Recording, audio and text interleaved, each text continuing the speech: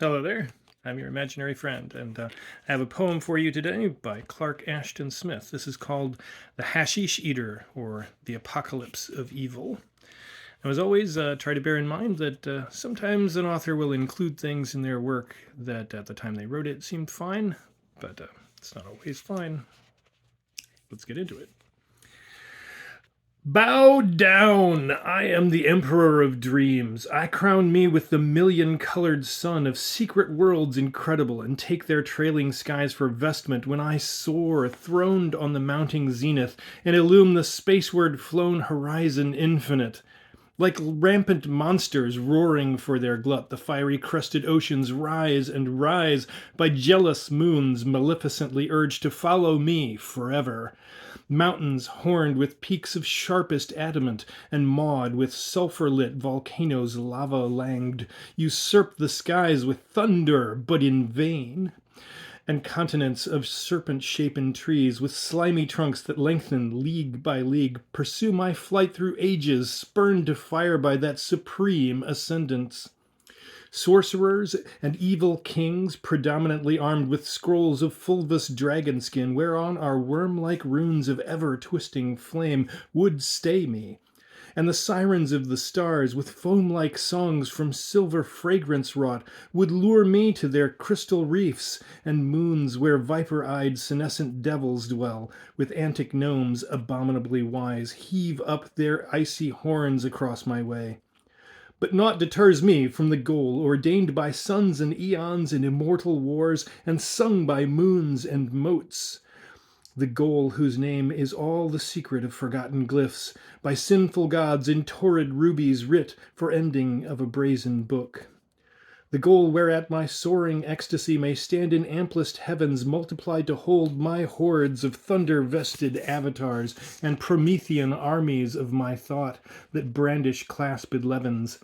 There I call my memories, intolerably clad in light the peaks of paradise may wear, and lead the Armageddon of my dreams, whose instant shout of triumph is become immensity's own music, for their feet are founded on innumerable worlds, remote in ancient epochs, and their arms upraised are columns, potent to exalt with ease ineffable the countless thrones of all the gods that are, or gods to be, and bear the seats of Asmodai and set above the seventh paradise.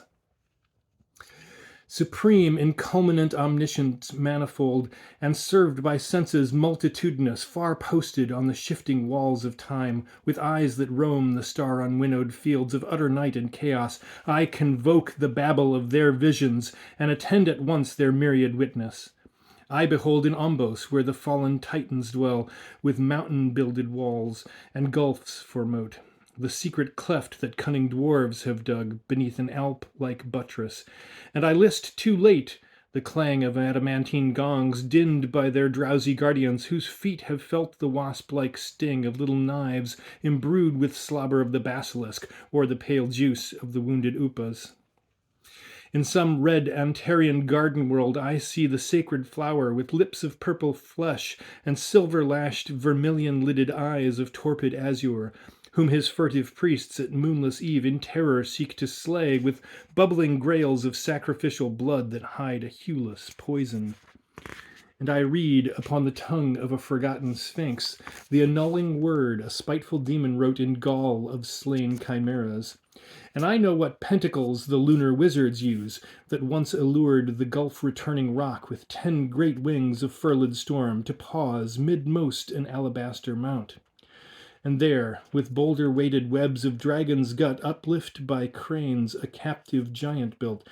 they wound the monstrous moonquake-throbbing bird, and plucked from off his saber-taloned feet Uranian sapphires fast in frozen blood, and amethysts from Mars.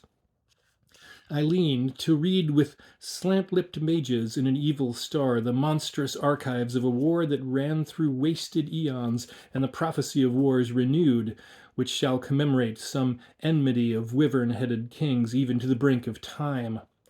I know the blooms of bluish fungus, freaked with mercury, that bloat within the craters of the moon, and in one still Selenic hour have shrunk to pools of slime and fetor. And I know what clammy blossoms, blanched and cavern grown, are preferred to their gods in Uranus by mole-eyed peoples.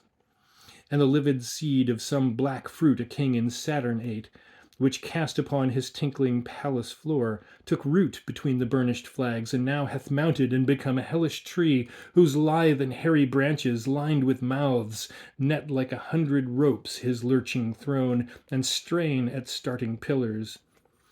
I behold the slowly thronging corals that usurp some harbor of a million-masted sea, and sun them on the league-long wharfs of gold, bulks of enormous crimson, kraken-limbed and kraken-headed, lifting up as crowns the octaremes of perished emperors, and galleys fraught with royal gems that sailed from a sea-fled haven. Swifter and stranger grow the visions. Now a mighty city looms, hewn from a hill of purest cinnabar to domes and turrets, like a sunrise thronged with tier of captive moons, half drowned in shifting iridescence, but whose hands were sculptors of its doors, and columns wrought to semblance of prodigious blooms of old. No eremite hath lingered there to say, and no man comes to learn. For long ago a prophet came, warning its timid king against the plague of lichens that had crept across subverted empires, and the sand of wastes that Cyclopean mountains ward, which, slow and ineluctable, would come to take his fiery bastions and his fanes, and quench his domes with greenish tatter. Now I see a host of naked giants, armed with horns of behemoth and unicorn, who wander blinded by the clinging spells of hostile wizardry, and stagger on to forests where the very leaves have eyes, and ebonies like wrathful dragons roar to teaks a chuckle in the loathly gloam, where coiled lianas lean with serried fangs from writhing palms with swollen bowls that moan, where leeches of a scarlet moss have sucked the eyes of some dead monster, and have crawled to bask upon his azure-spotted spine, where hydra-throated blossoms hiss and sing, or yawn with mouths that drip a sluggish dew whose touch is death and slow corrosion. Then I watch a war of pygmies, met by night with pitter of their drums of parrot's hide, on plains with no horizon, where a god might lose his way for centuries, and there, in wreathed light and fulgurs all convolved, a rout of green enormous moons ascend, with rays like that a shivering venom run on inch-long swords of lizard fang. Surveyed from this my throne, as from a central sun, the pageantries of worlds and cycles pass. Forgotten splendors, dream by dream, unfold like tapestry and vanish. Violet suns, or suns of changeful iridescence, bring their rays about me like the colored lights imploring priests might lift to glorify the face of some averted god. The songs of mystic poets in a purple world ascend to me in music that is made from unconceived perfumes and the pulse of love ineffable. The lute players, whose lutes are strung with gold of the utmost moon, call forth delicious languors, never known save to their golden kings. The sorcerers of hooded stars, inscrutable to God, surrender me their demon-rested scrolls, inscribed with lore of monstrous alchemies and awful transformations.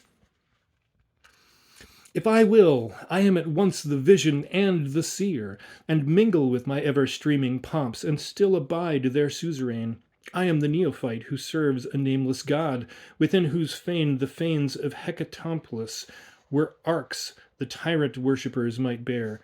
or flags to pave the threshold. Or I am the god himself, who calls the fleeing clouds into the nave, where suns might congregate, and veils the darkling mountain of his face with fold on solemn fold, for whom the priests amass their monthly hecatomb of gems, opals that are a camel-cumbering load, and monstrous alabrondines won from war with realms of hostile serpents, which arise combustible in vapors many-hued and myrrh-excelling perfumes. It is I, the king, who holds with scepter-dropping hand the helm of some great barge of orichalcum, sailing upon an amethystine sea, to isles of timeless summer, for the snows of Hyperborean winter and their winds sleep in his jewel-builded capital, nor any charm of flame-wrought wizardry, nor conjured suns may rout them. So he flees with captive kings to urge his serried oars, hopeful of dales where amaranthine dawn hath never left the faintly sighing lote and lisping moly. Firm of heart, I fare empanoplied with azure diamond, as hero of a quest Achernar lights, to deserts filled with ever-wandering flames that feed upon the sullen marl, and soar to wrap the slopes of mountains, and to leap with tongues intolerably lengthening that lick the blanched heavens. But there lives, secure as in a garden walled from wind, a lonely flower by a placid well, midmost the flaring tumult of the flames that roar as roars a storm-possessed sea, implacable forever. And within that simple grail the blossom lifts, there lies one drop of an incomparable dew, which heals the parched weariness of kings, and cures the wound of wisdom. I am page to an emperor who reigns 10,000 years, and through his labyrinthine palace rooms, through courts and colonnades and balconies, wherein immensity itself is mazed, I seek the golden gorget he hath lost, on which, in sapphires fine as orris seed, are writ the names of his conniving stars and friendly planets. Roaming thus, I hear like demon tears incessant through dark ages the drip of sullen clepsydrae. And once in every lustrum hear the brazen clocks innumerably clang with such a sound as brazen hammers make by devils dinned on tombs of all the dead. And never more I find the gorget,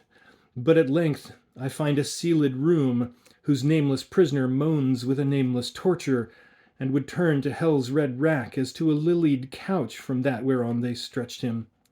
And I find prostrate upon a lotus-painted floor the loveliest of all beloved slaves my emperor hath, and from her pulseless side a serpent rises, whiter than the root of some benefic bloom in darkness grown, and gazes up with green-lit eyes that seem like drops of cold, congealing poison. Hark! What word was whispered in a tongue unknown, in crypts of some impenetrable world? Whose is the dark, dethroning secrecy I cannot share, though I am king of suns, and king therewith of strong eternity, whose gnomes with their swords of shadow guard my gates and slay the intruder? Silence loads the wind of ether, and the worlds are still to hear the word that flees mine audience. In simultaneous ruin all my dreams fall like a rack of fuming vapors raised to semblance by a necromant, and leave spirit and sense unthinkably alone above a universe of shrouded stars and suns that wander cowled with sullen gloom like witches to a Sabbath. Fear is born in crypts below the nadir, and hath crawled, reaching the floor of space, and waits for wings, to lift it upward like a hellish worm fain for the flesh of cherubim. Red orbs and eyes that gleam remotely as the stars, but are not eyes of suns or galaxies, gather and throng to the base of the darkness. A flame behind some black abysmal curtain burns, implacable and fanned to whitest wrath by raised wings that flail the whiffled gloom, and make a brief and broken wind that moans as one who rides a throbbing rack. There is a thing that crouches, worlds and years remote, whose horns a demon sharpens, rasping forth a note to shatter the donjon keeps of time or crack the sphere of crystal. All is dark for ages, and my tolling heart suspends its clamor as within the clutch of death, tightening with tense, hermetic rigors. Then in one enormous million-flashing flame the stars unveil, the suns remove their cowls, and beam to their responding planets. Time is mine once more, and armies of its dreams rally to that insufferable throne firmed on the zenith. Once again I seek the meads of shining moly that I had found in some interior vision, by a stream no cloud hath ever tarnished, where the sun, a gold Narcissus, loiters evermore above his golden image. But I find a corpse the ebbing water will not keep, with eyes like sapphires that have lain in hell and felt the hissing colds. And all the flowers about me turn to hooded serpents, swayed by flutes of devils in lascivious dance, meet for the nod of Satan, when he reigns above the raging Sabbath, and is wooed by sarabands of witches. But I turn to mountains guarding with their horns of snow the source of that befouled rill, and seek a pinnacle where none but eagles climb, and they with failing pennons. But in vain I flee, for on that pylon of the sky some curse hath turned the unprinted snow to flame, red fires that curl and cluster to my tread, trying the summit's narrow cirque. And now I see a silver python far beneath, vast as a river that a fiend hath witched and forced to flow reverted in its course to fountains whence it issued. Rapidly it winds from slope to crumbling slope, and fills ravines and chasmal gorges till the crags totter with coil on coil incumbent. Soon it hath entwined the pinnacle I keep, and gapes with a fanged, unfathomable maw, wherein great Typhon and Enceladus were orts of daily glut. But I am gone, for at my call a hippogriff hath come, and firm between his thunder-beating wings I mount the sheer cerulean walls of noon, and see the earth, a spurned pebble, fall, lost in the fields of nether stars, and seek a planet where the outwearied wings of time might pause and furl for respite, or the plumes of death be stayed, and loiter in reprieve above some deathless lily, for therein beauty hath found an avatar of flowers. Blossoms that clothe it as a colored flame from peak to peak, from pole to sullen pole, and turn the skies to perfume. There I find a lonely castle, calm and unbeset, save by the purple spears of amaranth and leafing iris tender-sworded. Walls of flushed marble, wonderful with rose, and domes like golden bubbles, and minarets that take the clouds as coronal. These are mine, for voiceless looms the peaceful barbican, and the heavy-teethed portcullis hangs aloft to grin a welcome. So I leave awhile my hippogriff to crop the magic meads, and pass into a court the lilies hold, and tread them to a fragrance that pursues to win the portico, whose columns, carved of lazuli and amber, mock the palms of bright, Idenic forests, capitalled with fronds of stone fretted to airy lace, enfolding droops that seem as tawny clusters of breasts of unknown houris, and convolved with vines of shut and shadow-leaved flowers, like the dropped lids of women that endure some loin-dissolving ecstasy. Through doors inlaid with lilies, twinned luxuriously, I enter, dazed and blinded with the sun, and hear, in gloom that changing colors cloud, a chuckle, sharp as crepitating ice, upheaved and cloven by shoulders of the damned who strive in Antenora. When my eyes undazzle and the cloud of color fades, I find me in a monster-guarded room, where marble apes with wings of griffins crowd on walls an evil sculptor wrought, and beasts wherein the sloth and vampire bat unite, pendulous by their toes of tarnished bronze, usurp the shadowy interval of lamps that hang from ebon arches. Like a ripple borne by the wind from pool to sluggish pool in fields where wide Cocytus flows his bound, a crackling smile around that circle runs, and all the stone-wrought gibbons stare at me with eyes that turn to glowing coals. A fear that found no name in Babel flings me on, breathless and faint with horror, to a hall within whose weary self-reverting round the languid curtains, heavier than palls, innumerably depict a weary king, who fain would cool his jewel-crusted hands in lakes of emerald evening, or the fields of dreamless poppies pure with rain. I flee onward, and all the shadowy curtains shake with tremors of a silken sighing mirth, and whispers of the innumerable king, breathing a tale of ancient pestilence, whose very words are vile contagion. Then I reach a room where caryatids, carved in the form of voluptuous Titan women, surround a throne of flowering ebony where creeps a vine of crystal. On the throne there lolls a wan, enormous worm, whose bulk, tumid with all the rottenness of kings, overflows its arms with fold on creased fold, obscenely bloating. Open-mouthed he leans, and from his fulvous throat a score of tongues, depending like to wreaths of torpid vipers, drivel with phosphorescent slime that runs down all his length of soft and monstrous folds, and creeping among the flowers of ebony lends them the life of tiny serpents. Now where the horror ope those red and lashless slits of eyes that draw the gnat and midge, I turn and follow down a dusty hall, whose gloom, lined by the statues with their mighty limbs, ends in a golden-roofed balcony, sphering the flowered horizon. Ere my heart hath hushed the panic tumult of its pulses, I listen from beyond the horizon's rim, a mutter faint as when the far simoon, mounting from unknown deserts, opens forth, wide as the waste, those wings of torrid night that shake the doom of cities from their folds, and musters in its van 1,000 winds that with disrooted palms for besoms rise and sweep the sands to fury. As the storm approaching mounts and loudens to the ears of them that toil in fields of sesame, so grows the mutter, and a shadow creeps above the gold horizon like a dawn of darkness climbing zenithward. They come, the Sabbath of retribution, drawn from all dread spheres that knew my trespassing, and led by vengeful fiends and dire Alastors that owned my sway aforetime. Cockatrice, Python, Tragelaphus, Leviathan, Chimera, Morticaros, Behemoth, Geryon, and Sphinx, and Hydra,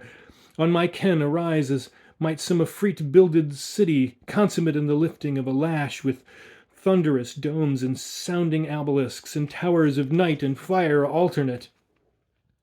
Wings of white-hot stone along the hissing wind bear up the huge and furnace-hearted beasts of hells beyond ridiculous, and things whose lightless length would meet the gyre of moons, born from the caverns of a dying sun, uncoiled to the very zenith, half disclosed from gulfs below the horizon. Octopi, like blazing moons with countless arms of fire, climb from the seas of ever-surging flame that roll and roar through planets unconsumed, beating on coasts of unknown metals. Beasts that range the mighty worlds of Alioth rise, afforesting the heavens with multitudinous horns, amid whose maze the winds are lost. And borne on cliff-like brows of plunging scolopendras, the shell-wrought towers of ocean witches loom, and griffin-mounted gods, and demons thrown on sable dragons, and the cocodrills that bear the spleenful pygmies on their backs, and blue-faced wizards from the worlds of Safe, on whose titanic scorpions fawn, and armies that move with fronts reverted from the foe, and strike athwart their shoulders at the shapes, their shields reflected in crystal,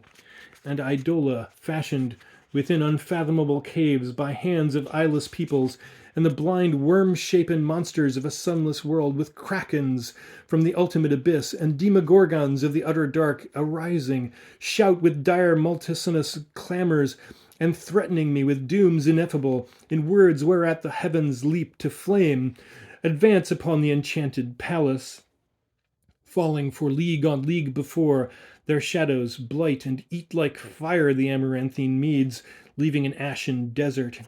In the palace I hear the apes of marble shriek and howl, and all the women-shapen columns moan, babbling with terror. In my tenfold fear, a monstrous dread unnamed in any hell, I rise and flee with the fleeing wind for wings, and in a trice the wizard palace reels, and spiring to a single tower of flame, goes out, and leaves nor shard nor ember. Flown beyond the world upon that fleeing wind, I reach the gulf's irrespirable verge, where fails the strongest storm for breath, and fall supportless through the nadir-plunged gloom, beyond the scope and vision of the sun, to other skies and systems. In a world deep-wooded with the multicolored fungi that soar to semblance of fantastic palms, I fall as falls the meteor stone, and break a score of trunks to atom powder. Unharmed I rise, and through the illimitable woods, among the trees of flimsy opal, roam, and see their tops that clamber hour by hour to touch the sons of Iris. Things unseen, whose charnel breath informs the tideless air with spreading pools of fetor, follow me, elusive, past the ever-changing palms. And pittering moths with wide and ashen wings flit on before, an insect ember-hued descending, hurtle through the gorgeous gloom, and quench themselves in crumbling thickets. Heard far off, the gong-like roar of beasts unknown resounds at measured intervals of time, shaking the riper trees to dust that falls in clouds of acrid perfume, stifling me beneath an irised pall. Now the palmettos grow far apart, and lessen momently to shrubs a dwarf might topple. Over them I see an empty desert, all ablaze with amethysts and rubies and the dust of garnets and carnelians. On I roam, treading the gorgeous grit that dazzles me with leaping waves of endless rutilancy, whereby the air is turned to a crimson gloom through which I wander blind as any kobold, till underfoot the grinding sands give place to stone or metal, with a massive ring more welcome to mine ears than golden bells or tinkle of silver fountains. When the gloom of crimson lifts, I stand upon the edge of a broad black plain of adamant that reaches, level as windless water, to the verge of all the world. And through the sable plain 100 streams of shattered marble run, and streams of broken steel, and streams of bronze, like to the ruin of all the wars of time, to plunge with clangor of timeless cataracts adown the gulfs eternal. So I follow, between a river of steel and a river of bronze, with ripples loud and tuneless as the clash of a million lutes, and come to the precipice from which they fall, and make the mighty sound of a million swords that meet a million shields, or din of spears and armor in the wars of half the worlds and eons. Far beneath they fall, through gulfs and cycles of the void, and vanish like a stream of broken stars into the nether darkness. Nor the gods of any sun, nor demons of the gulf, will dare to know what everlasting sea is fed thereby, and mounts forever in one unebbing tide. What nimbus cloud or night of sudden and supreme eclipse is on the sons of opal? At my side the rivers run with a wan and ghostly gleam through darkness, falling as the night that falls from spheres extinguished. Turning, I behold betwixt the sable desert and the suns the poised wings of all the dragon rout, far flown in black occlusion thousandfold through stars and deeps and devastated worlds upon my trail of terror. Griffins, rocks, and sluggish dark chimeras, heavy-winged after the raven of dispeopled lands, and harpies, with the vulture birds of hell, hot from the abominable feasts, and fain to cool their beaks and talons in my blood. All have gathered, and the wingless rear, with rank on rank of foul colossal worms, makes horrent now the horizon. From the van I hear the shriek of wyvers, loud and shrill as tempests in a broken fane, and roar of sphinxes like relentless toll of bells from towers infernal.